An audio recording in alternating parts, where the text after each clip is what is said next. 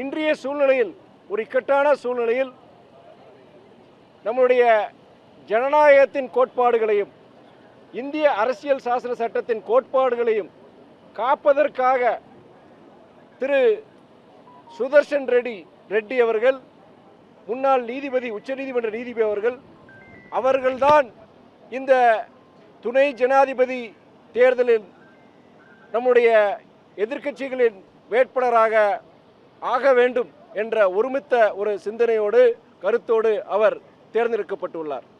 பார்க்கும்போது நீங்கள் ப்ரெஸ் மீட்லேயே நீங்கள் பார்த்துருப்பீங்க.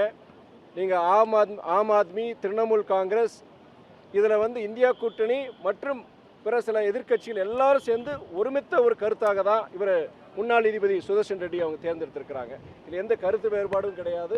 நான் ஏற்கனவே சொன்ன மாதிரி இன்றைய அரசியல் சூழ்நிலையில் ஒரு ஒரு ஒரு இக்கட்டான சூழ்நிலையில் உங்களுக்கு நீங்கள் ஏற்கனவே எஸ்ஐஆர் ஒரு பெரிய பிரச்சனை போயிட்டுருக்கு. இப்படிப்பட்ட சூழ்நிலையில் இப்படி ஒரு சிந்தனையுடைய ஒரு நபரை தான் நாம் தேர்ந்தெடுக்க வேண்டும் என்ற அந்த ஒருமித்த கருத்தோடு தான் இவரை தேர்ந்தெடுத்திருக்கிறாங்க.